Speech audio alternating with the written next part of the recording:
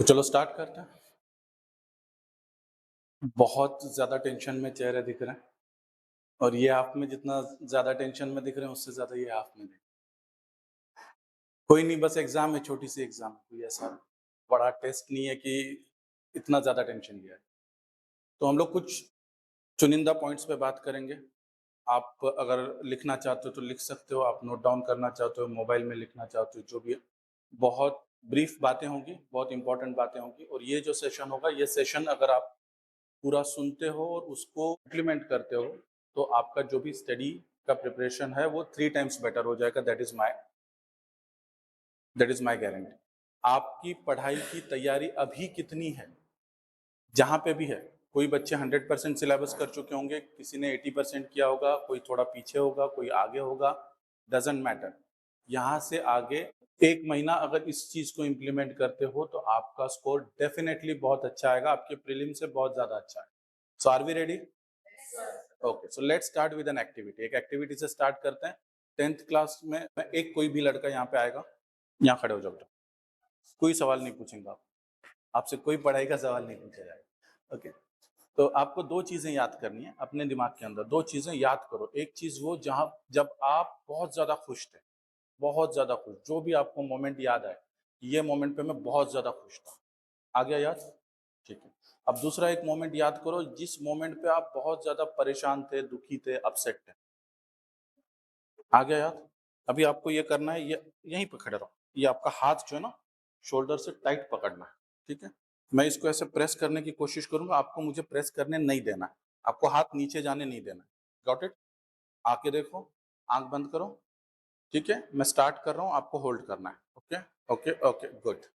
अभी आपको इमेजिन करना है वो पॉइंट, वो मोमेंट जब आप बहुत ज्यादा हैप्पी थे, खुश थे। याद आ गया? मैं पुश कर रहा हूँ, मैं पुश कर रहा हूँ, रोकना है, रोकना है, रोकना है। Very good. अभी आपको याद करना है आपका वो पॉइंट जब आप बहुत ज्यादा दुखी थे, अपसेट थे, परेशान थे। ओके, मैं स्टार्ट कर रहा हूँ, पुश कर रहा हूँ, आपको रोकना है। बहुत ज्यादा दुखी हो वो मोमेंट याद करना है आपको।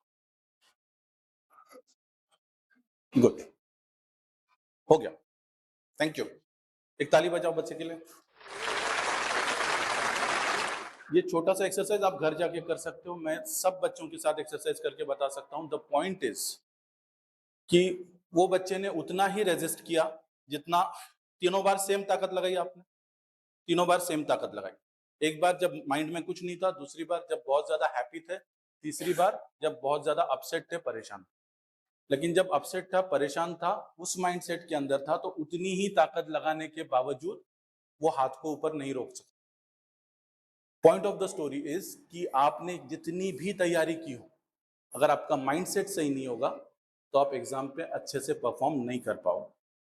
और अगर आपका माइंडसेट सही रहेगा, तो अगर आपकी तैयारी 19-20 कम ज्यादा भी रहेगी, तो भी आप एग्जाम में अच्छा परफॉर्म कर पाओगे। ओके, सो यही चीज हम लोग सीखेंगे अगले कुछ टाइम में कि अपना माइंडसेट हम लोग बेटर कैसे बनाए। ये 30 डेज के अंदर हम लोग कैसे बेहतर से बेहतर तैयारी करें, so that we become a master, a champion and an achiever. So let's start with this. अपनी मेंटल प्रिपरेशन कैसे बेटर करें। Are you ready? Let's start with a story. ठीक है? एक स्टोरी है, 1983 की स्टोरी है, ऑस्ट्रेलिया की एक स्टोरी है। दुनिया के सबसे मुश्किल रेस, अल्ट्रा मैराथन जिसको कहा जाता है, उसकी स्टोरी। तकरीबन 850 किलोमीटर दौड़ने की स्टोरी। 850 किलोमीटर रनिंग की वो कंपटीशन थी, दुनिया की सबसे टफ माने जाने वाली अल्ट्रा मैराथन। अब आप सोचोगे 850 किलोमीटर कोई कैसे दौड़ लेगा? तो वो ऐसा करते थे कि दिन में 18 घंटे दौड़ते थे, 6 घंटा एथलीट्स आराम करते थे, सोते थे, फिर दूसरे दिन सुबह उठ के 18 घंटे दौड़ते थे। इस तरह से वो रेस कंप्लीट की जाती। लेकिन वो रेस इतनी डिफिकल्ट है, 850 किलोमीटर दौड़ना इतना डिफिकल्ट है कि दुनिया के जो टफेस्ट एथलीट्स हैं वो उसके अंदर आते थे। बड़ी बड़ी स्पोर्ट्स कंपनियां उनको स्पॉन्सर करती थी, उनके कॉस्ट्यूम, उनके जूते, सब कुछ स्पॉन्सर्ड रहते थे। उनका खाना पीना सब कुछ एकदम साइंटिस्ट की निगरानी में होता था और उनके ट्रेनर्स की निगरानी में होता। तो स्टार्ट लाइन जो थी, सिडनी टू मेलबर्न की वो रेस थी। स्टार्ट लाइन पे आके एथलीट्स सारे खड़े थे, सारे दुनिया के टॉप एथलीट्स, मजबूत एथलीट्स वहां पे खड़े थे। और उन एथलीट्स के बीच में एक बंदा आके खड़ा होता है, 61 साल का बंदा, जिसका नाम है Cliff Young. 61 years of age, 61 साल का इंसान वो आता है, उसके कपड़े भी मामूली से हैं, शूज़ भी मामूली से हैं, सादे हैं, और वहाँ पे आके वो खड़ा रहता है। लोग उसको पूछते हैं कि बाबा जी आप यहाँ पे क्या करने आए हो?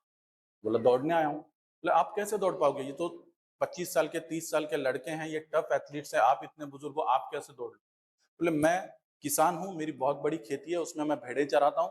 जब कोई तूफान आता है, कोई बारिश-वारिश आती है, तो मैं भेड़ों को पकड़ने के लिए भागता हूँ, लेकिन वो मैदान इतना बड़ा है और 2000 भेड़ें, कभी-कभी 2-2 3-3 दिन तक मैं भागता रहता हूँ, मैं ये कर लूँगा। लोग बोले यार कैसे करेगा? नहीं कर पाएगा। ठीक है चलो दौड़ने दो, 1-2 घंटा दौड़ेगा, रुक जाएगा।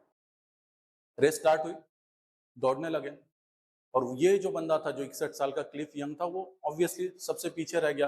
वो दौड़ भी नहीं रहा था, अजीब तरह से उसका जॉगिंग चल रहा था, लोगों को देख के लग रहा था ये क्या अभी गिर पड़ेगा, कैसे भागेगा? तो ये कई मील पीछे छूट गया, बाकी लोग आगे चले। अब 18 घंटे पूरे हुए तो एथलीट्स ने अपने-अपने टेंट लगाए, वहाँ पे मसाज-वसाज लेके उनका जो स्पेसिफिक खाना था खा के सो गए। सुबह उठे तो उनके अचरज का ठिकाना नहीं रहा, क्योंकि उनको ये पता चला कि वो जो क्लिफ यंग था, जो 61 साल का बूढ़ा था, वो रात भर रुका ही नहीं, वो रात भर दौड़ ही रहा। बोले ये तो पागल आदमी है, अगर 6 घंटा नहीं सोएगा तो बॉडी कैसे उसको साथ देगी, गिर जाएगा, मर जाएगा। बोले देखते हैं क्या होता है। वो दौड़ता रहा। जब दूसरे दिन 18 घंटे दौड़ने के बाद जब रात हुई, एथलीट सोए, ये बंदा दूसरे दिन भी नहीं रुका, ये बंदा दूसरे दिन भी भागता रहा। अब जब दूसरे दिन सुबह लोग उठे तो वो परेशान हो गए, क्योंकि अब क्लिफ यंग उनसे मीलों आगे निकल चुका था, क्योंकि वो दोनों रात सोया ही नहीं था। फिर एथलीट्स ने ये कहा कि चलो मैं 18 घंटे नहीं दौड़ेंगे, हम लोग 20 घंटे दौड़ेंगे, हम लोग उसको कैच कर लेंगे। कोशिश जोरों से शुरू की। वो क्लिफ यंग का ना कोई टेंट था, ना कोई ट्रेनर था, ना उसके पास कुछ था। लोग रात में उसको जो भी रास्ते में खाना देते थे, वो चलते चलते दौड़ते दौड़ते खा लेता था, वो चलता था। 5 दिन 15 घंटे के बाद उसने 850 किलोमीटर की दौड़ कंप्लीट की, बगैर रुके, बगैर सोए, बगैर कोई आराम के। और जो उसके बाद दूसरा एथलीट आया ना, उसके 10 घंटे बाद पहुंचा, जो सेकंड आया। जिन्होंने कहा था कि ये 61 साल का बुढ़ा क्या कर लेगा, वो 61 साल का बुढ़ा 5 दिन तक बगैर रुके, बगैर थके दौड़ता रहा और दुनिया के सारे एथलीट्स को हरा दिया। और उसने ये प्रूव किया कि अगर आपका माइंडसेट ठीक है तो आपके सामने कोई परेशानी, कोई मुश्किल, कोई एग्जाम, कोई हैसियत नहीं रखती है। तो अब इसको बेटर कैसे करेंगे? सबसे पहला सवाल आता है कि हमको तो बहुत स्ट्रेस आ रहा है, 30 दिन का एग्जाम है, हमको अभी तो बहुत स्ट्रेस आ रहा है। बच्चे कहेंगे हमको स्ट्रेस आ रहा है, पेरेंट्स कहेंगे हमको तुम्हारे उनसे ज्यादा स्ट्रेस आ रहा है। तो उसको स्ट्रेस को मैनेज कैसे करेंगे? तो एक चीज, पहली बात ये समझ लो, हम लोग पॉइंट पॉइंट जाएंगे, लेकिन पहली बात ये समझ लो कि स्ट्रेस हर बार बुरा नहीं होता है। There is a good stress, there is a bad stress. Bad stress कौन सा है? मैं निकल रहा हूँ, यहाँ लेक्चर के लिए आने के लिए निकल रहा हूँ, गाड़ी में बैठ गया हूँ, गाड़ी चल रही है, किसी वजह से, समझो ट्रैफिक की वजह से, किसी वजह से मुझे लेट हो रहा है। गाड़ी तो चल रही है, रुकी नहीं है, मुझे लेट हो रहा है। विनय सर का कॉल आया कि सर कहाँ पे हो, आ जाओ जल्दी। अब मैं अगर स्ट्रेस भी लूंगा तो भी गाड़ी तो जिस स्पीड से चलनी है उस स्पीड से चलेगी, उड़ के तो जा नहीं सकता, जितना टाइम लगेगा उतना लगेगा। तो दिस इज बैड स्ट्रेस, कि जहां पे आप कुछ कर नहीं सकते, उन चीजों का अगर आप स्ट्रेस लेके बैठो तो दैट इज बैड स्ट्रेस। ये स्ट्रेस आपको नहीं। Second one is good stress. अब गुड स्ट्रेस क्या है? मैं सुबह उठा, सुबह उठ के तैयारी की, मुझे यहाँ पे पहुंचना है अगर 11:45 बजे, मुझे निकलना था समझो 9:45 बजे, तो मैंने ये सोच लिया कि भाई मुझे जल्दी जाना चाहिए, लेट नहीं होना चाहिए, पेरेंट्स वेट करेंगे, बच्चे वेट करेंगे, तो मैं 9:45 के बजाय 9:30 बजे निकल। अब ये वाला स्ट्रेस जो है, दैट इज गुड स्ट्रेस। तो try to differentiate between good stress and bad stress. डर खराब नहीं है, स्ट्रेस भी खराब नहीं है, बल्कि स्ट्रेस आना भी जरूरी है। अगर जरा सा भी स्ट्रेस नहीं आएगा तो मैं पढ़ूंगा ही नहीं, अगर जरा सा भी स्ट्रेस नहीं आएगा तो मैं तैयारी ही नहीं करूंगा। तो स्ट्रेस एक लेवल तक ठीक है, there is a good stress and there is a bad stress. Parents का रोल ये है कि बच्चों के स्ट्रेस की लेवल इतनी नहीं बढ़नी देनी है कि वो बैड स्ट्रेस या एंग्जाइटी तक पहुंचे। और बच्चों का भी रोल ये है कि आपको आपकी जो स्ट्रेस की लेवल है उसको लिमिटेड रखना है, उस एनर्जी को चैनलाइज करना है पढ़ाई में। तो वो कैसे किया जा सकता है, इस पॉइंट्स पे हम लोग वन बाय वन बात करें। सबसे पहला पॉइंट, अब से लेके एग्जाम तक, सबसे पहला पॉइंट गांठ बांध के रख लो कि सबसे ज्यादा ध्यान जो देना है वो आपको अपने खाने पीने पे। As a doctor, as a psychology student, as a counsellor, हर तरह से पढ़ाई लिखाई तैयारी सब बाद में, सबसे पहले आता है आपका खाना। कैसे? मिसाल के तौर पे आप लोग 10 लाख की गाड़ी ले आए, 10 लाख की बाइक ले आए या 50 लाख की कार ले आए, बहुत अच्छा मशीन ले आए और उसमें डाल दिया रॉकेट, चलेगी? गाड़ी चलेगी? Louder you can speak. Vinay sir से डर रहे हो? सर को बाहर हटा दो, गाड़ी चलेगी? नहीं चलेगी, खराब हो जाएगी। तो आपके बॉडी की कीमत 10 लाख 50 लाख से तो कहीं ज्यादा है, बल्कि कोई कीमत ही नहीं है आपके बॉडी की। इसके अंदर आप chow mein, fried rice, deep fried vada pav, samosa और ये सारी चीजें डालोगे तो आपकी बॉडी फंक्शन ठीक से करेगी? नहीं करेगी। चलो, ऐसा भी नहीं मैं कहूंगा कि बिल्कुल बंद कर दो, बिकॉज लाइफ है और हम लोग ये एडवाइस करते हैं कि मिडल वे लें, दरमियाना रवैया, यानी कि बहुत ज्यादा स्ट्रिक्ट भी ना करें अपने आप पे और बहुत ज्यादा लूज भी ना छोड़ें, मिडल। लेकिन चूंकि अभी अपने एग्जाम सिर्फ 30 दिन पे हैं, तो इन 30 दिन के लिए आपको सबसे पहला रूल ये बनाना है, no junk food, no fast food, घर का हेल्दी खाना। जो भी आप पसंद करते हैं, वेजिटेरियन, नॉन वेजिटेरियन, कम मसाले वाला, कम तेल वाला, घर का हेल्दी खाना। अब ये कैसे साइंटिफिकली एक्ट करता है मैं बताता हूँ। आप जो खाना खाते हो वो खाना कन्वर्ट होता है शुगर में। ये बहुत सिंपल लेवल में बता रहा हूँ मैं, साइंटिफिक टर्म्स में नहीं बता रहा हूँ। वो शुगर में कन्वर्ट होता है। शुगर आपको एनर्जी देती है, एनर्जी से आपका काम पूरा दिन भर चलता है। पढ़ाई भी करनी है तो भी आपको एनर्जी लगती है, फिजिकल वर्क भी करना है तो आपको एनर्जी लगती है। तो फिर वो शुगर जो है वो लॉन्ग टर्म तक मेंटेन होना जरूरी है। अगर आप कोई मीठी चीज खाते हो या कोई ऐसी चीज खाते हो जिसका ग्लाइसेमिक इंडेक्स जो है वो हाई है, मिसाल के तौर पे अभी आपको थकावट हो गई, अभी आपने शुगर खा ली, शुगर खा लिया तो क्या हो गया, वो ब्लड शुगर आपकी इंस्टेंटली बढ़ जाती है। तो अगर यहाँ पे शुगर लेवल थी आपकी, यहाँ पे चली, आपको एनर्जेटिक लगा, लेकिन जैसी वो ऊपर जाती है वैसे वो नीचे भी आएगी। तो 1-2 घंटे बाद आपको थकावट लगने लगेगी, टायर्ड लगने लगेगा, आपको परेशानी लगने लगी पढ़ाई करना। तो आपको ऐसी चीज चूज करनी है कि जो ऐसे पिक नहीं करे, वो ऐसे चले, यानी लॉन्ग टर्म तक वो ब्लड शुगर लेवल बने रहे। तो ऐसी कौन सी चीज है? ऐसी चीज होती है कॉम्प्लेक्स कार्बोहाइड्रेट्स। कॉम्प्लेक्स कार्बोहाइड्रेट्स मतलब जो आपकी रागी या नाचनी जिसको बोलते हैं, ज्वारी जिसको बोलते हैं, बाजरी जिसको बोलते हैं, या गेहूं का भी अगर आटा खा रहे हो तो उसको रिफाइन नहीं करना है, वो ब्राउन वाला भूसा नहीं निकालते हुए वैसे ही रखेंगे, या फिर ब्राउन राइस वगैरह, ये सारे होते हैं कॉम्प्लेक्स कार्बोहाइड्रेट। तो इससे क्या होगा कि इससे अगर आपका बच्चा सुबह में नाश्ता कर रहा है अच्छा कॉम्प्लेक्स कार्बोहाइड्रेट्स और उसके साथ प्रोटीन्स और बाकी हेल्दी मिक्सचर रख रहा है, तो उसकी एनर्जी जो है वो आफ्टरनून तक बनी रहे। लेकिन अगर उसके बजाय आपने क्या किया, सुबह में उसको समझो पाव दे दिए, टोस्ट दे दिए, बटर दे दिए, खारी दे दिए, तो 1 घंटे के लिए एनर्जी बनी रहेगी, लेकिन शुगर जब डाउन हो जाएगी तो उसको पढ़ाई करने में दिक्कत होगी। तो यहाँ पे पेरेंट्स का भी रोल है, बच्चों का भी रोल है कि आपका एनर्जी पूरा दिन बरकरार रखने के लिए अच्छा खाना। सेकेंड वन इज पानी। पानी बहुत जरूरी है, आपके बॉडी का 70% हिस्सा पानी से बना हुआ है। और हम लोग कई बार क्या करते हैं कि बाकी सारे टेंशन में, स्ट्रेस में पानी भूल जाते हैं। आपको पानी का रोल ये एक एग्जाम्पल से समझ में आएगा। अगर किसी को बहुत धक्का लगा, कोई बहुत परेशान हो गया, किसी को बहुत शॉक लगा, तो सबसे पहले हम लोग क्या करते हैं, उसको बिठाते हैं और पानी पिलाते हैं। तो पानी का रोल बहुत इंपॉर्टेंट है। एक वाटर बॉटल रख लीजिए आपका, जहां पे भी स्टडी है वहां पे।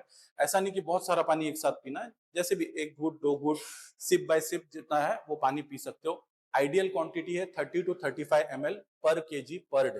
यानी अगर कोई 50 किलो का आदमी है तो उसको 24 घंटे में 50 × 35 ml इतना पानी लगता है। अब ये कैलकुलेशन करना डिफिकल्ट है, तो कैलकुलेशन अगर नहीं करना है तो सिंपल एडवाइस है कि यूरिन साफ होनी चाहिए, यूरिन में कोई तकलीफ नहीं होनी चाहिए, यूरिन का कलर ठीक रहना चाहिए, उतना पानी आपके लिए इनफ। अब थर्ड पार्ट है स्लीप। मजे की बात यह है कि हम लोग सब ये समझते हैं कि अगर हम लोग नींद कम कर लेंगे तो हम लोग ज्यादा पढ़ाई करेंगे। यही करते हैं ना, जैसे जैसे एग्जाम नजदीक आती है हम लोग क्या करते हैं, नींद कम करते हैं और हम सोचते हैं कि ये 2 घंटे हम लोग ज्यादा पढ़ लेंगे तो हमारा स्कोर बेटर हो जाए। तो ये भी समझ लो कि हर एक मशीन को रेस्ट पीरियड और सर्विसिंग पीरियड की जरूरत होती है। आप यूं समझ लो कि अगर आपके पास, अभी आप 10th में हो तो आपके पास 25 किताबें, 25 हैं 50 हैं, जो भी किताबें आपने रख दी हैं, कोई अनऑर्गेनाइज तरीके से रखे हैं, ऑर्गेनाइजेशन नहीं है, ऐसी ही छोड़ दी। उसमें से एक किताब आपको ढूंढ के लानी है, आपको टाइम लगेगा, है ना। वही आप सोचो लाइब्रेरी, लाइब्रेरी में तो हजारों किताबें हैं, लेकिन वहां से किताब कोई ढूंढ के लानी है तो 5 मिनट में मिल जाती है। कैसे मिलती है? क्योंकि वो ऑर्गेनाइज तरीके से रख रहे हैं। उसका सेक्शन डिसाइडेड है, सब्जेक्ट डिसाइडेड है, उसका कबर्ड डिसाइडेड है, उसका शेल्फ डिसाइडेड है, वो बुक वहीं मिलेगी। इसी तरह से आपकी मेमोरी, आपका दिमाग जो है ना, वो कैपेबल है, इतना कैपेबल है कि आप जितनी चीजें याद रखना चाहते हो सब वो याद रख सकता है। आपका दिमाग चीजें भूलता नहीं है। आपको लगता है ना मैंने ये कल पढ़ा था आज याद क्यों नहीं आता, वो भूला नहीं है, उसको आपने ऐसे ही कहीं अनऑर्गेनाइज फेंक दिया है, अब उसको वहां से निकाल के लेके आने में दिक्कत हो रही है। तो उसको अगर आप ऑर्गेनाइज तरीके से शेफ में रखोगे ना तो वहां से वो आंसर फट से मिल जाएगा। तो ये सारा काम दिमाग कब करता है, ब्रेन कब करता है, जब आप सोते हो। तो दिन भर में जो भी इंफॉर्मेशन आपने कलेक्ट की है उसको प्रोसेस करना, उसको स्टोर करना, अपने ब्रेन सेल्स को रिपेयर करना, ये सारा काम होता है जब आप सोते हो। तो 7 से 8 घंटे की नींद आपकी जरूरी है। 7 से 8 घंटे की नींद चाहे तो आप रात में ले लो, बेटर वे अगर पॉसिबल है तो रात में, और एक पावर नैप दिन में, क्योंकि दिन का पावर नैप मेमोरी के लिए और रिकलेक्शन के लिए बहुत यूजफुल है। ऐसा भी कहा जाता है कि 1 afternoon nap is equal to 2 fresh mornings. दोपहर की 1 घंटे की जो नींद है वो आपको 2 फ्रेश मॉर्निंग्स जितनी एनर्जी देती। अब ये सर ने बोल दिया दोपहर में सो जाना, इसका मतलब ये नहीं है कि 4-6 घंटा चादर ओढ़ के सो जाओ। उसका टाइम स्पेसिफिक है, 48 मिनट्स या 1.5 आवर्स, ये टाइम्स में। और वो कब सोना है ये भी डिसाइड कर लो। कब सोना है इसका मतलब क्या, आपके बोर्ड एग्जाम शायद 11 से 2 के बीच में रहेंगे। अगर 11 से 2 के बीच में आपके बोर्ड एग्जाम है तो उस टाइम में नहीं सोना। आपको नेक्स्ट 30 डेज अपने आप को ट्रेन करना है। ट्रेन कैसे करना है उस पर हम लोग थोड़ा आगे आएंगे। तो जो आपका एग्जाम टाइम है ना उसमें अब नहीं सोना है, आप अभी नहीं सोना है। अगर आपका 11 से 2 का एग्जाम टाइम है तो आप कैलकुलेट कर लो कि 2 बजे एग्जाम छूटेगी, आप घर पे कब आओगे। फॉर एग्जाम्पल 3 बजे आ जाओ तो 3 बजे के बाद सो लो। क्योंकि अगर आप अभी 11 से 2 के बीच में सो जाओगे ना तो वहां पेपर लिखते लिखते नींद आने लगेगी। हमने ऐसे लोग देखे हैं, आपको मजाक लग रहा है, मैंने ऐसे लोग देखे हैं कि बेचारा बच्चा रात भर जाग के पढ़ा, पेरेंट्स बोले पढ़ते रहो, वो भी पढ़ता रहा, बहुत अच्छे से पढ़ा, पेपर लिखने गया, पेन रखा, सो गया। ऐसा होता है। सो 7 से 8 घंटे की नींद प्रोबेबली जितना पॉसिबल हो, 2 अलग अलग साइकिल्स में, रात में और एक पावर नैप दिन में। ये हो गया। अब हम लोग थोड़ा आगे बढ़ते हैं टेक्निक्स की तरफ। अब जो जिसका आपको इंतजार था कि कौन सी ऐसी टेक्निक्स हैं कि जिससे आप कम वक्त में ज्यादा पढ़ाई कर सकते। ठीक है, तो सबसे पहले बात ये समझ लो कि बोर्ड एग्जाम आपके इंटेलिजेंस की टेस्ट नहीं है। हम लोग ये समझते हैं कि एग्जाम्स इस चीज की टेस्ट है कि हम लोग कितने टैलेंटेड हैं, कितने होशियार हैं। एग्जाम उस चीज की टेस्ट नहीं है। एग्जाम इस चीज का टेस्ट है कि आपने कितना अच्छा प्लान किया है, कितना डिसिप्लिन से अपना प्लान फॉलो किया है और उसको कितना अच्छा एग्जीक्यूट किया है। आप बहुत ज्यादा टैलेंटेड हो लेकिन प्लानिंग में, डिसिप्लिन में, एग्जीक्यूशन में कम हो जाओगे तो आप अच्छे से नहीं कर पाओगे। और अगर आप थोड़ा सा कम टैलेंटेड भी हो लेकिन आपका प्लानिंग और एग्जीक्यूशन अच्छा है तो आप एग्जाम में बहुत अच्छा करो। एक रियल लाइफ स्टोरी बताता हूँ। मैं जब एंट्रेंस एग्जाम दे रहा था 12th के बाद में, हमारी बैच में और एक स्टूडेंट था, बहुत ज्यादा टैलेंटेड था, मतलब हमसे कई ज्यादा टैलेंटेड था। वो साइंस ओलंपियाड वगैरह इसमें पार्टिसिपेट करता था। जब सीईटी एग्जाम लिखने की बारी आई, सब लोग लिख रहे थे, उस बच्चे ने गलती से क्या किया कि जो सेकंड वाला क्वेश्चन था, फर्स्ट क्वेश्चन उसने पढ़ा नहीं, सेकंड वाला क्वेश्चन था उसका आंसर उसने फर्स्ट वाले इसमें सर्कल कर दिया। 4 सर्कल आते थे एक क्वेश्चन, उसके 4 सर्कल ABCD सर्कल करना था, उसने सेकंड वाले का आंसर सर्कल करते वक्त गलती से फर्स्ट वाले में सर्कल कर। तो अब वैसे ही चला उसका, तीसरे का आंसर दूसरे में, फोर्थ का थर्ड में, ऐसे करते करते जब वो 100th वाला क्वेश्चन सॉल्व करने आया तो उसने देखा कि यार मैं 99 में सर्कल कर रहा हूँ। तो मतलब पहले सारे के सारे 99 के क्वेश्चन के आंसर जो था वो गलत नंबर पे सर्कल करके आ गया, और वो साल उसका खराब हो गया। वो साल वो सीईटी क्रैक नहीं कर पाया। उसने अगले साल फिर सीईटी दी, फिर उसने अच्छा स्कोर किया, अच्छे कॉलेज में गया, बट एक साल उसका खराब हो गया। क्यों हो गया? कि उसने सेकंड नंबर के आंसर को फर्स्ट में सर्कल कर। तो याद रखो, एग्जाम सिर्फ आपके इंटेलिजेंस का टेस्ट नहीं है, आपके प्लानिंग, आपके डिसिप्लिन और आपके एग्जीक्यूशन का टेस्ट। तो आपको नेक्स्ट 30 डेज प्लान कैसे कर, फर्स्ट थिंग फर्स्ट, आपको एक शेड्यूल बना लेना। आपका खाने का टाइम, आपका सोने का टाइम, आपका पढ़ने का टाइम, सब चीज़ों का शेड्यूल होना चाहिए नेक्स्ट 30 डेज़। क्योंकि 21 दिन जो है अपने को लगते हैं कोई आदत बनाने के लिए। तो ये 21 दिन में आदत बन जाती है, तो वो एग्ज़ाम पीरियड में आपकी आदत बरकरार रहेगी। तो इसके 3-4 टेक्निक्स हैं, मैं बता रहा हूँ आपको कि वो 3-4 टेक्निक्स में से जो भी आपको यूज़फुल हो करें। मैं सब्जेक्ट वाइज़ नहीं बताऊँगा क्योंकि हर एक का सब्जेक्ट अलग हो सकता है, किसी को साइंस आसान लगता हो, किसी को मैथ्स डिफिकल्ट लगता हो। तो मैं इन जनरल बता रहा हूँ, तो वो चीज़ों को आपको फॉलो करना है अपने कम्फर्ट के हिसाब से। पहली चीज़ बता दी कि सोने का, उठने का, खाने का सारी चीज़ें फिक्स होनी चाहिए। एक टेक्निक है, फर्स्ट टेक्निक मैं बता रहा हूँ, इसको बोलते हैं ब्लॉकिंग, टाइम ब्लॉकिंग टेक्निक। इसमें क्या किया जाता है कि आपके पूरे दिन भर के टाइम को ब्लॉकेज में डिवाइड किया जाता है, ब्लॉक्स में डिवाइड किया जाता है।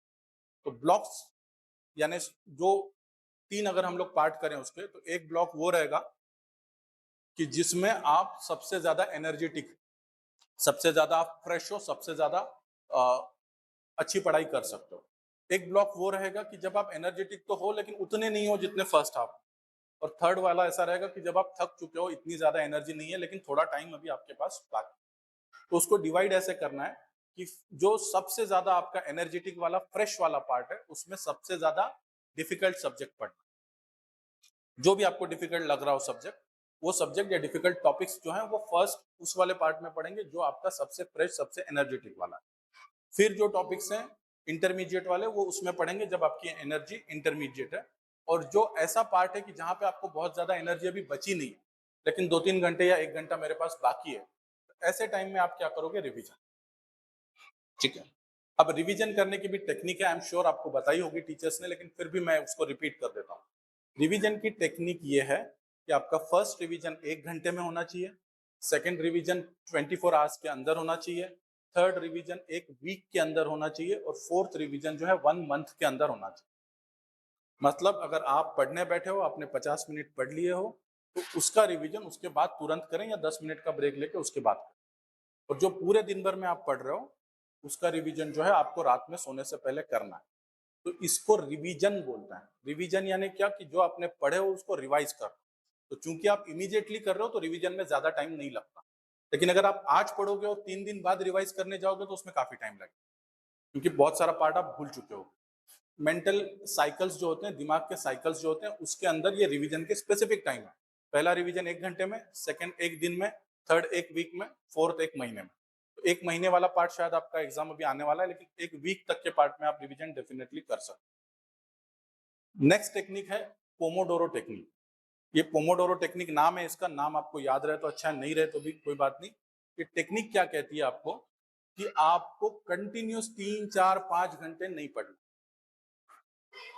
आपको स्पेसिफिक टाइम ब्लॉक्स में पढ़ना है और वो टाइम ब्लॉक से 50 minutes of study, 10 minutes of break. 50 minute अगर आपने पढ़ लिए तो 10 मिनट्स आपको ब्रेक लेना, फिर 50 मिनट पढ़ लिए, फिर 10 मिनट्स ब्रेक लेना, फिर 50 मिनट पढ़ लिए, फिर 10 मिनट्स ब्रेक लेना। इस तरह से आप 7 घंटे, 8 घंटे, 10 घंटे, जितना भी आपका टाइम है, शेड्यूल है, आप पढ़ सकते हो। और बिकॉज आप ब्रेक लेके पढ़ रहे हो, आप फ्रेश भी हो रहे हो, तो आपकी एनर्जी भी लंबे टाइम तक बनी रहे। अगर आप एक साथ में बैठ के 2-2, 3-3, 4-4 घंटा पढ़ लिए, पढ़ लोगे, लेकिन 4 घंटे बाद इतना थक जाओगे कि फिर आगे पढ़ने के लिए एनर्जी बाकी नहीं रहे। तो इस तरह से पढ़ाई करोगे कि 50 मिनट्स स्टडी, 10 मिनट्स ब्रेक। ये आप जितने भी रिपीटेशन उसके करना चाहते हो कर सकते हो। और एक टेक्निक है जिसको परेटोस प्रिंसिपल कहा जाता है, और वो प्रिंसिपल ये है, 80-20 प्रिंसिपल इसको कहा जाता है, कि आपको अपना 80% टाइम उसमें देना है कि जो पार्ट आपके एग्जाम में सबसे ज्यादा पूछने के चांसेस हैं। तो जो ज्यादा चांसेस हैं उसको ज्यादा टाइम देना है, और जो कम चांसेस हैं उनको कम टाइम देना है। तो आपने जो भी लास्ट ईयर के, previous year question paper solve किए रहेंगे, आपको पता चल गया होगा कि ये टॉपिक्स हैं जिसमें हर साल या ऑल्टरनेट ईयर सवाल पूछे जाते हैं, और ये ऐसे टॉपिक्स हैं कि जिनमें रेयरली क्वेश्चन आते हैं या नहीं आते। तो आपका 80% टाइम जो है वो उन चैप्टर्स के अंदर इन्वेस्ट होना चाहिए जहाँ पे मैक्सिमम क्वेश्चन आते हैं। 20% जो है वो उन चैप्टर्स के अंदर इन्वेस्ट होना चाहिए जहाँ पे इतने सारे क्वेश्चंस नहीं आते। इसको दूसरी तरह से यूं देखो कि अगर आपको कोई ऐसा टॉपिक करना है जो आपके लिए डिफिकल्ट है, नया है, या फिर आपने उतनी तैयारी नहीं की, तो rather than trying to understand it 100% अभी, हाँ, बिकॉज एग्जाम करीब है, तो 100% समझने के बजाय या उतना एनर्जी डालने के बजाय आप उसको 80% ही याद कर लो या 80% ही समझ लो, लेकिन 80% सारे इंपॉर्टेंट पॉइंट्स उसके कवर कर लो। 20% अगर होगा तो होगा, नहीं होगा तो नहीं होगा। ये 80-20 प्रिंसिपल है कि अगर आज मुझे कोई नया टॉपिक करना है या ऐसा टॉपिक करना है जो मेरे लिए डिफिकल्ट है, लेकिन एग्जाम करीब है, अगर मैं उसमें टाइम डालूंगा तो 2 दिन उसमें डालूंगा तो बाकी सब्जेक्ट में ध्यान नहीं दे पाऊंगा। तो ऐसे में क्या करना है कि rather than trying to understand 100% vaguely, try to understand 80% specifically. यानी मैं पूरा 100% पढ़ लिया लेकिन वेग वेग याद है, मुझे पूरी तरह से याद नहीं है, ऐसा करने के बजाय 80% ही पढ़ लूंगा, लेकिन जितना पढ़ूंगा सब अच्छे से याद रखूंगा। ये 80-20 प्रिंसिपल है। तो हमने क्या क्या देखा? एक टाइम ब्लॉकिंग देखा, एक पोमोडोरो टेक्निक देखी, एक रिवीजन मेथड देखा और एक परेटोस टेक्निक देखी। ये 4-5 टेक्निक्स है जिसको आपको अगले 30 डेज तक यूटिलाइज करना है, और आप अच्छे से यूटिलाइज करोगे तो बहुत ज्यादा आपको इसमें फायदा दिखाई देगा। तो ये है प्रिपरेशन। अब इंपॉर्टेंट बात आती है जिसको हम लोग कहते हैं नेट प्रैक्टिस। नेट प्रैक्टिस यानी क्या? नेट प्रैक्टिस यानी ऐसी सिचुएशन तैयार करना जैसी एक्चुअल मैच में होती है ना? जो स्पोर्ट्समैन है वो नेट प्रैक्टिस करते हैं, जो आर्टिस्ट हैं वो क्या करते हैं? ड्रेस रिहर्सल करते हैं। ड्रेस रिहर्सल आपने गैदरिंग्स के पहले करी रहेगी या किसी परफॉर्मेंस से पहले करी रहेगी। जो एक्चुअल परफॉर्मेंस आपका हो रहा है तो उसके 1-2 दिन पहले आप सिमिलर तरह के कॉस्ट्यूम वगैरह पहन के प्रैक्टिस करो। ये क्यों करते हैं? ये इसलिए करते हैं ताकि आपकी वो पर्टिकुलर जो एंजाइटी है वो दूर हो जाए, स्टेज का डर दूर हो जाए या मैदान का डर दूर हो जाए। आपकी चूंकि ये फर्स्ट एग्जाम है बोर्ड्स की, जब आप एचएससी में या 12th में एग्जाम दोगे तो वो आपकी सेकंड रहेगी, ये फर्स्ट है। तो एक there is a fear of unknown कि आपने जो कभी किया नहीं है, कभी देखा नहीं है, बोर्ड्स कैसे होते हैं, सेंटर कैसे होते हैं, एक डर रहता है, हर किसी को रहता है। तो उसको दूर करने का तरीका यह है कि आप जितने ज्यादा क्वेश्चन पेपर सॉल्व करोगे ऐसी सिचुएशन में कि जहां पे बोर्ड जैसी सिचुएशन आप उसको रेप्लिकेट करोगे। तो अब वो कैसे करोगे? तो मार्केट्स में बहुत सारे आंसर शीट्स अवेलेबल हैं कि जो एग्जैक्टली वैसे होते हैं कि जैसे बोर्ड एग्जाम में आपको दिए जाते हैं। तो वो वाले आंसर शीट ले आओ, प्रीवियस ईयर क्वेश्चन पेपर कोई पकड़ लो, जो बोर्ड में आया था वही क्वेश्चन, सेम क्वेश्चन पेपर उठाना है, वो रखना है। टाइम भी सेम रखना है। अगर आपका बोर्ड का एग्जाम 11 से 2 के बीच है तो आप प्रैक्टिस क्वेश्चन पेपर भी 11 से 2 के बीच ही सॉल्व करना, वैसा ही टाइम रखना है। माहौल कोशिश करना है कि वैसा बनाना है, आसपास में शोर शराबा नहीं हो, मोबाइल फोन वगैरह कुछ आपके पास नहीं हो, 11 से 2 तक कोई डिस्टर्ब भी नहीं करेगा, और वो क्वेश्चन पेपर आप सॉल्व करो। ये आपकी मसल मेमोरी बिल्ड करता है। इसको बायोलॉजिकल क्लॉक सेट करना बोला जाता है। जैसे कि अगर कोई इंसान रोज 5 बजे उठता है तो उसने अलार्म नहीं भी लगाया होगा तो वो 5 बजे उठ जाएगा।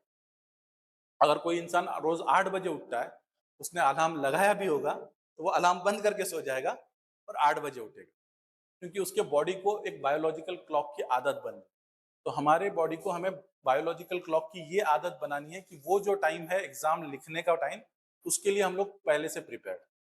तो अब आप इमेजिन करो, एक बच्चा ऐसा है कि जिसने बहुत अच्छे से पढ़ा है लेकिन उसने एग्जाम इस तरह से प्रैक्टिस नहीं की है कि जो बोर्ड में होती है उसी तरह से प्रैक्टिस नहीं की है।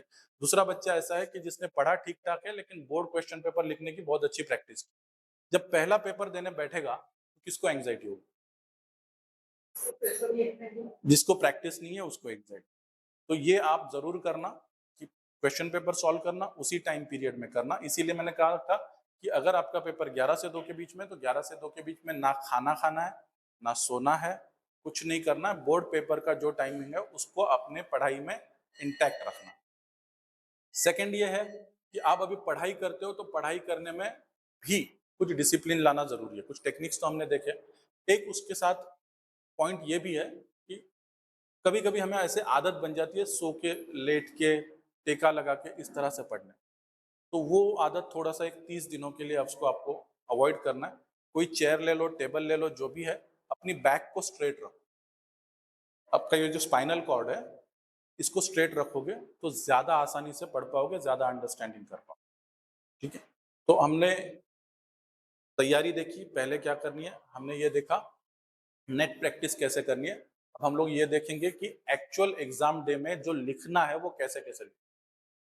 अब एक चीज आप इमेजिन कर लो, यूं समझ लो कि अगर आप एग्जामिनर हो, आप बोर्ड के पेपर चेक कर, और उस बोर्ड के पेपर के चेक करने के लिए आपके पास 200 पेपर आए हैं, और 200 पेपर में 20-30 पेपर ऐसे हैं कि उन्होंने क्या लिखा है समझ में नहीं आ रहा है, या ठीक से लिखा नहीं है, अंडरलाइन किया नहीं है, मार्जिन छोड़े नहीं है, बीच में स्पेस रखी नहीं है, लिखा बहुत अच्छा है, मतलब आंसर बहुत अच्छा है, लेकिन उसका प्रेजेंटेशन ठीक नहीं है।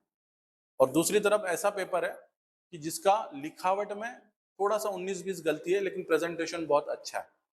ऑलवेज रिमेंबर स्टूडेंट्स, आपके सारे टीचर्स आपको बताएंगे, जब वो as an examiner paper check करते हैं तो प्रेजेंटेशन कैरीज मार्क्स। प्रेजेंटेशन बहुत अच्छा रखना जरूरी है, ये ऑप्शनल नहीं, क्योंकि अगर आप एग्जामिनर हो और आप 200 पेपर चेक करने जाओगे तो जो अच्छा लिखेगा, जो साफ साफ आप पढ़ सकते हो, उसको आप ज्यादा मार्क दोगे। आप उतनी मेहनत नहीं करना चाहोगे कि 1 घंटा लगा के मैं पढ़ूं कि उसके अंदर क्या लिखा है। तो मार्जिन्स छोड़ना, जहां पे जरूरी है वहां पे अंडरलाइन करना, और जहां पे हो सके वहां पे डायग्राम्स बनाना, ये चीजें जरूरी है। नेक्स्ट थिंग इज कि एवरी क्वेश्चन अटेम्प्ट करना। फॉर एग्जाम्पल, अगर 7 में से 5 आपको लिखने हैं, ऊपर लिखा हुआ है कि ये 7 में से 5 सॉल्व करो, आपको 4 ही आ रहे हैं, 4 तो आपने सॉल्व कर दी, लेकिन अभी जो बचे हुए 3 है उसमें से कोई एक क्वेश्चन अटेम्प्ट जरूर करना है। अटेम्प्ट जरूर करना है, ऐसा नहीं कि ब्लैंक छोड़ दिया, जितना आता है उतना। फॉर एग्जाम्पल, एक मैथमेटिक्स का आपको सम आया है, आप सॉल्व करने की कोशिश कर रहे हो, नहीं जम रहा है, पहले 3-4 स्टेप्स आए, उसके बाद भूल गए, कोई बात, बट वो एवरी स्टेप मार्क काउंट होता है। तो जहां पे आपको 0 मिलने वाला था उस क्वेश्चन को छोड़ने के लिए, उसके बजाय 1 मिलेगा, 2 मिलेगा, कुछ तो मार्क्स मिलेंगे। ऐसा नहीं होगा कि कुछ मिला नहीं। जनरली ऐसा नहीं होता कि कुछ भी याद नहीं आए क्वेश्चन में, लेकिन once in a life time ऐसा हो जाता है कि उन 7 में से एक याद ही नहीं आ रहा है। तो अगर याद भी नहीं आ रहा है तो जितना याद आ रहा है उतना आपको अटेम्प्ट करना है और उसको क्वेश्चन को सॉल्व करना है। तो ये हमने क्या देखा कि एग्जाम डे के दिन हम लोग क्या स्ट्रेटेजी रखें। अब हम लोग ये देखेंगे कि एग्जाम डे जब आ रहा है और जब एंजाइटी स्ट्रेस बढ़ रही है, तो कुछ ऐसे क्विक सॉल्यूशंस देखेंगे कि जो क्विक सॉल्यूशंस आपको फौरन स्ट्रेस का लेवल कम करने के लिए या आपको याद दिलाने के लिए हेल्प करेंगे। उससे पहले हम लोग देखेंगे इंपॉर्टेंट चीज कि पेरेंट्स का ये सारे रोल्स, इन सारी चीजों में रोल्स क्या है। तो पेरेंट्स के लिए सबसे पहला और इम्पोर्टेंट सजेशन ये है कि अब जो है आपको मैनेजर्स बनना है। मैनेजर्स इन द सेंस, जो स्पोर्ट्स पर्सन होते हैं, खेलने जाते हैं तो उनके साथ उनके एक मैनेजर रहता है। वो मैनेजर उस दिन उसको नहीं सिखाने जाता कि बॉल को इस तरह से किक मारो, या बैट इस तरह से पकड़ो, या कैच इस तरह से पकड़ो, वो टाइम गया।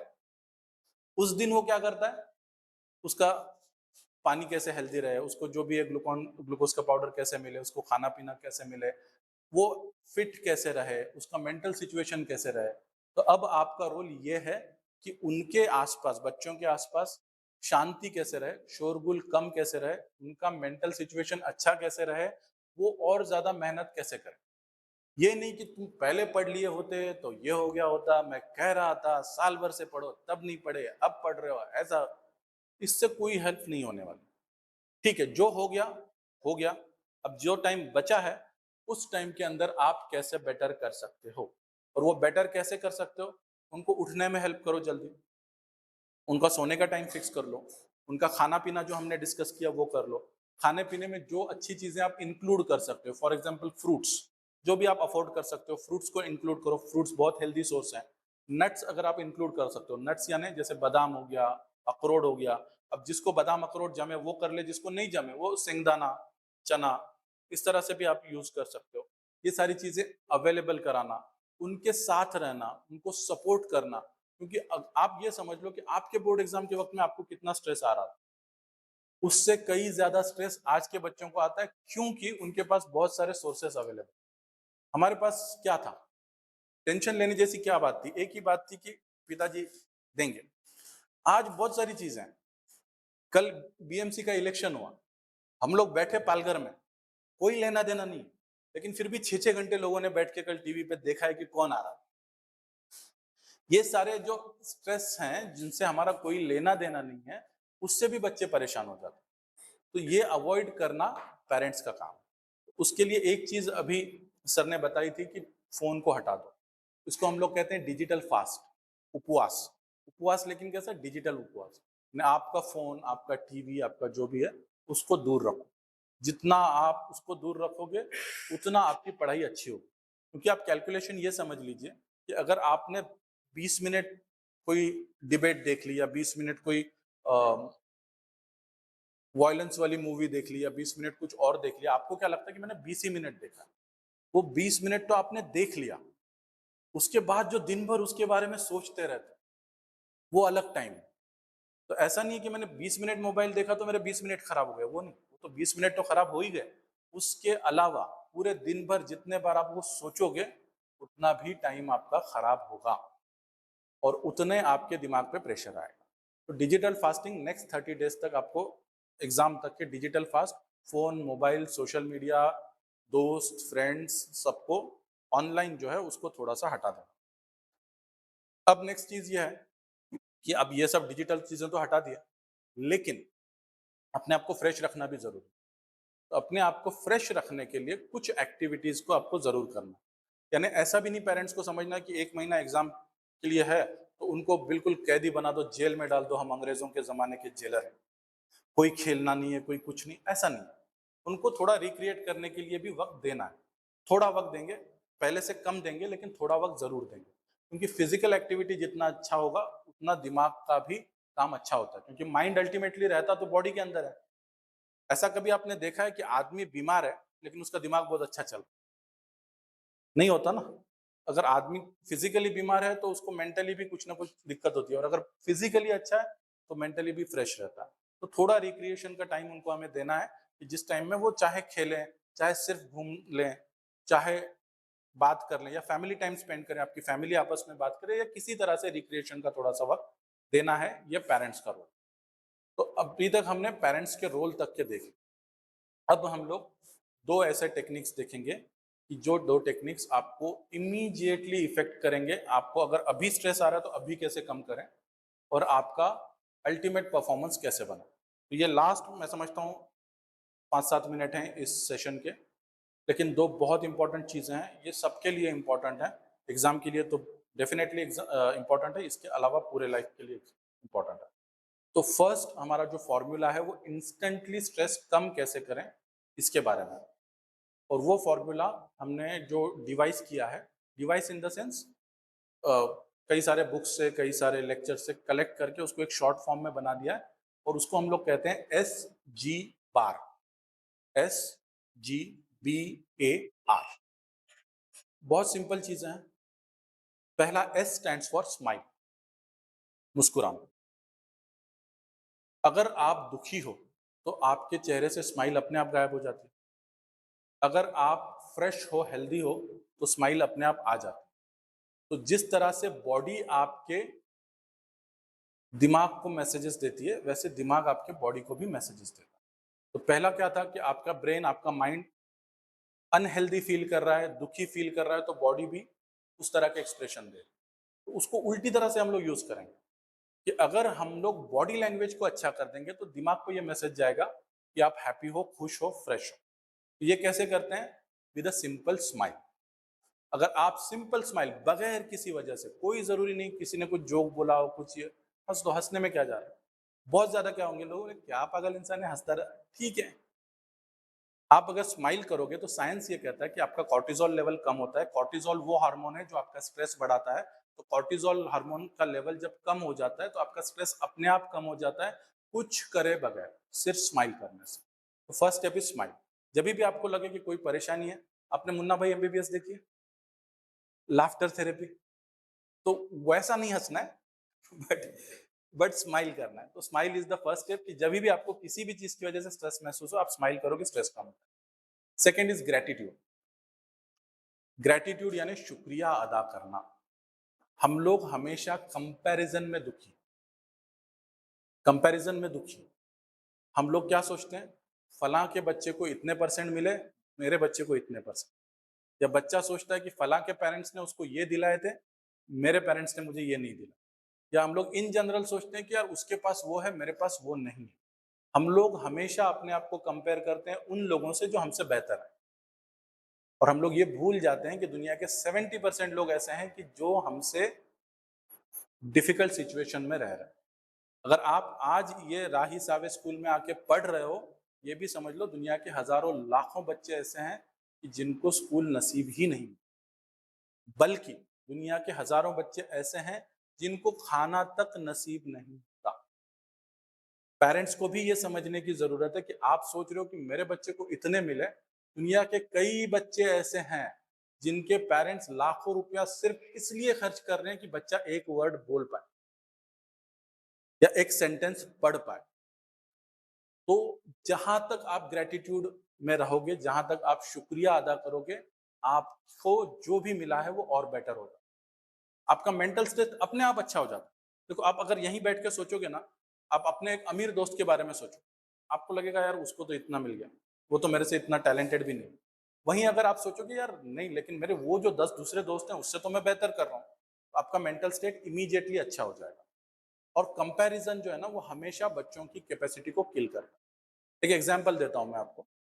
हर एक का अपना अपना स्टाइल होता है पढ़ाई करने का, हर एक का अपना अपना कैपेसिटी। इंडिया के दो बहुत मशहूर फेमस क्रिकेटर हैं, एक है राहुल द्रविड़, एक है युवराज सिंह। ठीक है। अब राहुल द्रविड़ का बैटिंग स्टाइल कैसा है?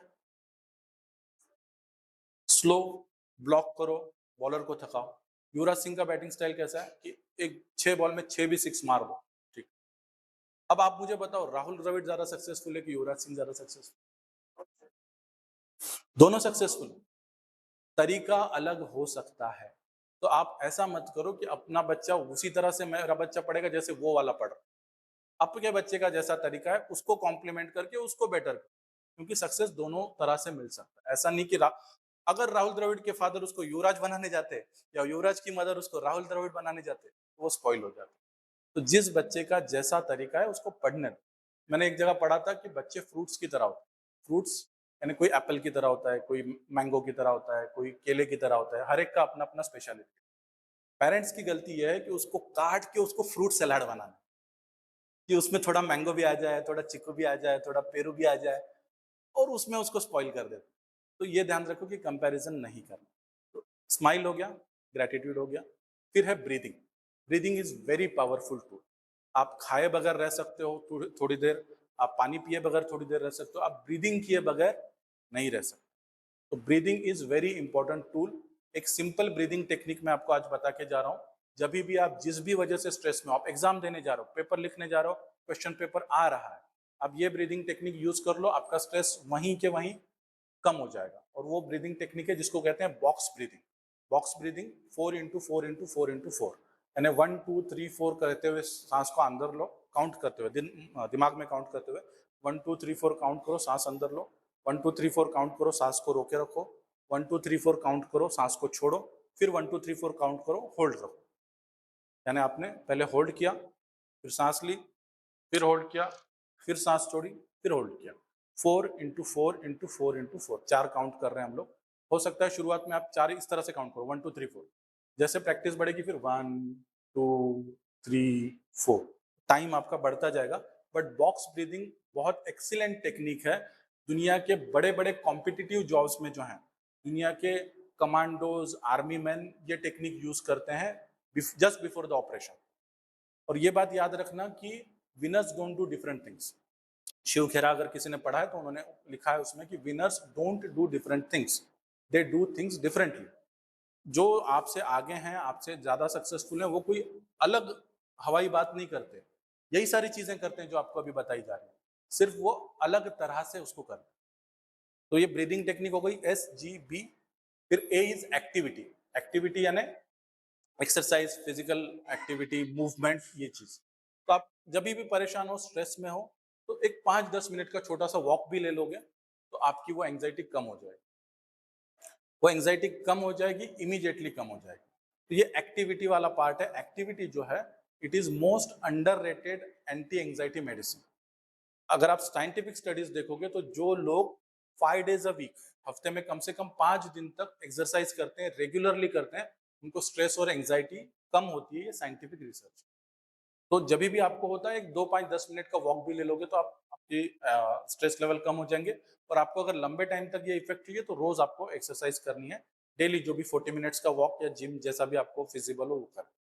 और फाइनल जो चीज है वो है आर। Are is relationships. आपके बच्चे के साथ और बच्चों के पेरेंट्स के साथ या अपने भाई बहन रिश्तेदार चाचा मामा जो भी हैं उन सबके साथ आपके रिलेशनशिप जितने हेल्दी रहेंगे उतना आपका स्ट्रेस कम रहेगा। तो आज तक जो किया सो किया, आज से लेके आगे जितना आपका रिलेशनशिप हेल्दी रहेगा, क्योंकि हर चीज को बताने का भी ना एक तरीका होता है। कौन सी बात कब कैसे कही जाती है, ये सलीका हो तो हर बात सुनी जाए। अगर मेरे बच्चे ने फैन शुरू छोड़ दिया है, लाइट शुरू छोड़ दिया, और एक तरीका तो मेरा ये, क्या लाइट शुरू छोड़ तो क्या फैन शुरू रखते हो, इतना बिल आता है, समझता नहीं है क्या, पैसे के पेड़ पे उगते हैं, ये भी एक तरीका है। दूसरा ये भी तरीका है, बच्चा आपने फिर फैन और लाइट शुरू छोड़ दी, अच्छी बात नहीं है। अब दोनों ही सिचुएशन में आपको रिजल्ट क्या चाहिए, लाइट और फैन बंद होना चाहिए। एक तरीका आपने पहले वाला, एक तरीका दूसरा वाला, बेटर कौन सा? आपको रिजल्ट क्या चाहिए? बंद करना। रिजल्ट वो चाहिए था ना, तो वो करने का अच्छा तरीका या बेहतर तरीका भी हो सकता है। उसी तरह बच्चों से पढ़ाई करने का भी अच्छा तरीका बगैर उनको हर्ट किए तरीका हो सकता है, उसको यूटिलाइज करो। और बच्चों के लिए भी वही है कि आप पेरेंट्स से जो एक्सपेक्ट करते हो उनके साथ में भी रिलेशनशिप्स बिल्ड करने का, उनको अपनी बात बताने का अच्छा तरीका हो सकता है।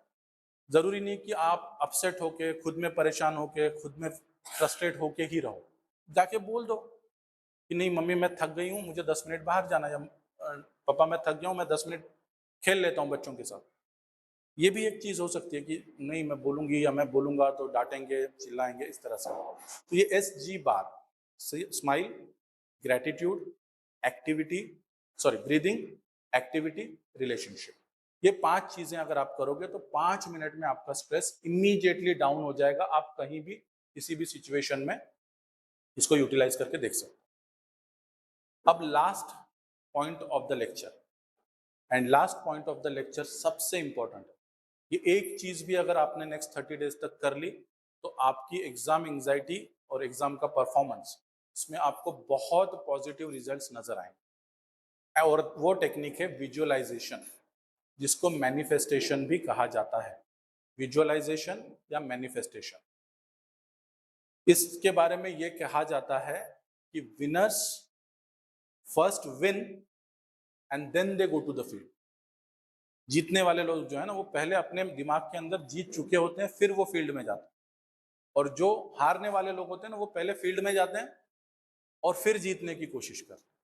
इसका मतलब ये है कि अगर आपको एग्जाम में बहुत अच्छा परफॉर्म करना है तो आपको अपने आप को अच्छा परफॉर्म करते हुए बार बार रोजाना देखना है। यानी आप स्टडी करने बैठ गए, आपके स्टडी टेबल पे आए, स्टडी टेबल पे आने के बाद सिर्फ 2 मिनट, रोजाना सिर्फ 2 मिनट अपनी आंखें बंद करो, अपने आप को देखो।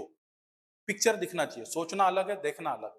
पिक्चर दिखना चाहिए कि आप एग्जाम हॉल में बैठे हो, क्वेश्चन पेपर आया, आप स्माइल कर रहे हो क्योंकि आपको सारे क्वेश्चन के आंसर आ रहे हैं। आपने पहले से टाइम डिवाइड करके रखा है कि लॉन्ग आंसर्स में मैं कितना टाइम दूंगा, शॉर्ट आंसर में मैं कितना टाइम दूंगी, और MCQs में मैं कितना टाइम दूंगा। आपको सारे आंसर आ रहे हैं, आप सब अच्छे से लिखना शुरू कर दिए हो। 3 घंटे का अगर पेपर है तो 10 मिनट पहले ही आपने पेपर अपना कंप्लीट कर लिया है, और आप 3 घंटे बाद हंसी खुशी पेपर देके बाहर निकल। 2 मिनट लगेंगे देखने में। 2 मिनट की ये जो एक्टिविटी है, ये आपको 30 डेज तक कंटिन्यूस आप करोगे, तो जब आप एग्जाम देने आपके सेंटर पे बैठोगे तो यही विजुअलाइजेशन आपको हेल्प करेगा आपके सारे आंसर्स को, क्वेश्चंस को आंसर करना। क्योंकि जितने भी चैंपियंस हुए हैं उसमें से बहुत सारे लोगों ने यही चीज यूज करी। अब देखो क्रिकेट के लिए बैट्समैन जब बैटिंग के लिए जाता है तो क्या करता है, एक शैडो प्रैक्टिस करता है। बॉल नहीं आ रहा है, वो सिर्फ बैट हिलाता है, सिर्फ पैर हिलाता है। वो क्या कर रहा है, वो अपने दिमाग के अंदर देख रहा है कि बॉल इस तरह से आ रहा है, मैं इस तरह से खेल। आप कोई भी और चीज देख लो कि वो पहले जाते हैं, जो बहुत बड़े बड़े आर्टिस्ट रहते हैं वो क्या करते हैं, उनका शो अगर कल है तो वो आज जाते हैं उस स्टेज पे, खड़े रहते हैं, इमेजिन करते हैं कि मेरे सामने हजारों या सैकड़ों लोग बैठे हुए हैं, वो देखते हैं अपने दिमाग में। तो फिर वो जब एक्चुअल में स्टेज पे जाते हैं तो उनको बहुत पॉजिटिविटी मिलती है और बहुत कंफर्टेबली वो कर पाता है। इस चीज को, मैनिफेस्टेशन को आपको यूज करना है और निगेटिविटी को दूर रखना है। क्योंकि law of resistance is more powerful than law of attraction. Law of resistance is more powerful than law of attraction. यानी अगर मैं ये कहूं कि मुझे टाइम पे जाना है, मुझे टाइम पे जाना है, मुझे टाइम पे जाना है। ये हो गया लॉ ऑफ अट्रैक्शन। और अगर मैं ये कहूँ कि मुझे लेट नहीं होना है, मुझे लेट नहीं होना है, मुझे लेट नहीं होना है, तो ये हो गया लॉ ऑफ रेजिस्टेंस। तो इस सिचुएशन में अगर मैं ये कहता हूँ कि मुझे टाइम पे जाना है, इस सिचुएशन में आप टाइम पे पहुंच जाओगे होपफुली। लेकिन अगर आप इस तरह से कहोगे कि मुझे लेट नहीं होना है, तो आप टाइम पे नहीं पहुंचोगे। तो आपका एग्जाम पीरियड में आपके माइंडसेट को फ्रेम इस तरह से नहीं करना है कि मुझे कम मार्क्स नहीं आने चाहिए, मैं फेल नहीं होना चाहिए, मैं ये पेपर मेरे को टफ नहीं जाना चाहिए। ये अगर इस तरह से सोच रखोगे तो वो होने के चांसेस ज्यादा होंगे। मर्फीज लॉ है, मर्फीज लॉ कहता है कि everything that can go wrong will go wrong. अगर आप सोचोगे कि ऐसा नहीं होना चाहिए तो वैसा होगा। तो आज से आगे तक आपको सोच ये नहीं रखनी, कभी भी पूरे लाइफ में ये सोच नहीं रखनी है कि यार मुझे लेट नहीं होना है, मुझे फेल नहीं होना है, मुझे अनसक्सेसफुल नहीं होना है। ये सोच नहीं रखनी है। उसको अच्छे वर्ड्स में कन्वर्ट करो, मुझे सक्सेसफुल होना है, बल्कि मैं सक्सेसफुल हूँ, मैं सक्सेसफुल हूँ, मैं प्रिपेयर्ड हूँ, मैं कामयाब हूँ। तो ये लॉ ऑफ अट्रैक्शन आपका काम करेगा और यूनिवर्स में किसी चीज की कोई कमी नहीं है। आपने शाहरुख खान का डायलॉग सुना होगा कि अगर आप किसी चीज को शिद्दत से चाहते हो तो पूरी कायनात उसको मिलाने में लग जाती है। तो इसी शिद्दत से अगर आप रोज ये सोचोगे कि मैंने बहुत अच्छे से पेपर लिखा है, मेरा स्कोर बहुत अच्छा है, मेरा सामने बोर्ड लगा हुआ जो था ना एंट्रेंस पे, उस पे कितने बच्चे हैं आज की बैच में? 87। ऐसा सोच लो कि 87 के पूरे के पूरे 87 स्टूडेंट्स के पिक्चर्स लगेंगे क्योंकि सबने 95% स्कोर कर। इम्पॉसिबल तो नहीं है ना। कहाँ लिखा है कि सिर्फ 10 बच्चों के 95% आने चाहिए? सब बच्चों के भी आ सकते हैं। तो जितना अच्छा आप सोचोगे, मैनिफेस्ट करोगे, इमेजिन करोगे, उतना अच्छा आप स्कोर करोगे। और ये जो टेक्निक है आपकी 2 मिनट्स का विजुअलाइजेशन रोज, ये बहुत पावरफुल टेक्निक है और उसको आपको यूज करना। एंड ऑफ द सेशन मैं आपको एक स्टोरी बताता हूँ फिर से। दुनिया का बेस्ट फुटबॉल प्लेयर कौन है इस वक्त? कोई, कुछ लोग कहेंगे रोनाल्डो, कुछ लोग कहेंगे मेसी। मेसी अर्जेंटीना से है। आपको शायद ये मालूम नहीं होगा, आपने देखा ना मेसी की हाइट कम है, जनरल जो फुटबॉल प्लेयर्स हैं उनसे हाइट, वो हाइट कम इस वजह से है क्योंकि मेसी जब 11 साल का था तो उसके बॉडी में एक ऐसी बीमारी या ऐसा प्रॉब्लम हो गया था कि उसका ग्रोथ हार्मोन जो हाइट को बढ़ाता है या डेवलपमेंट फिजिकल करता है वो बहुत कम हो गया था। तो ग्रोथ हार्मोन डिफिशियंसी उसको हो गई, उसकी हाइट नहीं बढ़ पा रही थी। डॉक्टर्स ने ये कहा था कि 4 फुट 7 इंच से आगे इसकी हाइट बढ़ना बहुत मुश्किल है अगर उसका इलाज नहीं। और उसके पेरेंट्स जो थे, मेसी के पेरेंट्स, वो डेली वेजेस पे, जिसको हम मजदूरी कहते हैं ना, उस तरह से काम करते थे। उसके फादर फैक्ट्री में काम करते थे, मदर जो थी वो डोमेस्टिक हेल्पर थी, यानी घर में जो घर का काम काज करते हैं वो वाली हेल्पर। तो उनके पेरेंट्स के पास पैसे नहीं थे, लेकिन उसको शौक इतना था और उसको अपने आप पे बिलीफ इतना था कि वो रोज फुटबॉल ग्राउंड पे जाता था, रोज खेलता। भले हाइट नहीं थी, भले दूसरे लोग बड़े थे, खेलते खेलते उसको लोगों ने नोटिस करना शुरू किया कि यार ये बच्चा तो अच्छा खेल रहा है। वो अच्छा, इतना अच्छा खेल रहा था कि उसको नोटिस किया स्पेन में बैठा बार्सिलोना क्लब। ये बंदा कहाँ खेल रहा है? अर्जेंटीना में खेल रहा है।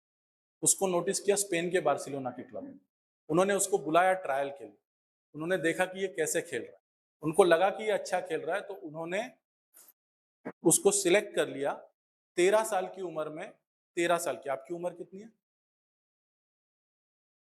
आपकी उम्र कितनी है? 15 16? आपसे भी 2 साल छोटा था वो, जब वो सब कुछ छोड़ के, अपना गांव छोड़ के, अपना देश छोड़ के स्पेन चला गया, जहां पे बार्सिलोना क्लब ने उसको हायर किया। उन्होंने उसके ट्रीटमेंट का सारा खर्चा किया। फिर उसके बाद में वो उसी क्लब से पूरा, उसका जो करियर है उसका ज्यादातर हिस्सा उसी क्लब से वो खेला और वो बना दुनिया का बेस्ट बोलो या वन ऑफ द बेस्ट बोलो, one of the best football player. जिस बच्चे की हाइट 4 फीट 7 इंच से ज्यादा नहीं बढ़ेगी, ऐसा डॉक्टर्स ने कह दिया था ऑन रिकॉर्ड, जिसके पेरेंट्स के पास ट्रीटमेंट करने का पैसा नहीं था, जिसके पास खेलने के कोई चांसेस नहीं। तो ऐसी कोई भी चीज दुनिया में नहीं है जो आपको एक अच्छा स्टूडेंट बनने से, अच्छा स्कोर करने से, कामयाब होने से रोक सके। सिर्फ करना क्या है? First, planning. आपको 30 डेज का प्लान करना है। सेकेंड डिसिप्लिन, क्योंकि थॉमस अल्वा एडिसन ने कहा था, थॉमस अल्वा एडिसन वो साइंटिस्ट है जिसके पास दुनिया के सबसे ज्यादा पेटेंट्स में से एक है, जिन साइंटिस्ट ने दुनिया में सबसे ज्यादा पेटेंट्स लिए थे उनमें से एक साइंटिस्ट है। उसका कहना यह है कि success is 1% inspiration and 99% perspiration. यानी आज लेक्चर में आप जो भी सुन के जा रहे हो वो 1% है, इसके आगे जो आप डिसिप्लिन करोगे वो 99% है। First is planning, second is discipline, जो आपने डिसाइड किया उसको आपको एग्जीक्यूट करना है, और फाइनली एग्जीक्यूशन, जो आप एग्जाम में अच्छे से लिख के आओगे, दैट इज एग्जीक्यूशन। ये दिमाग से निकाल दो कि टैलेंट की टेस्ट है, दिमाग में ये डाल दो कि आपके प्लान, आपके डिसिप्लिन, आपके एग्जीक्यूशन की टेस्ट। तो before going I just want to quote 2 lines कि नजर बदलो, नज़ारे बदल जाएंगे, नजर बदलो, नज़ारे बदल जाएंगे, सोच बदलो, सितारे बदल जाएंगे, जरूरत नहीं है कश्ती बदलने की, जरूरत नहीं है कश्ती बदलने की, दिशा बदलो, किनारे बदल जाएंगे। Thanks a lot.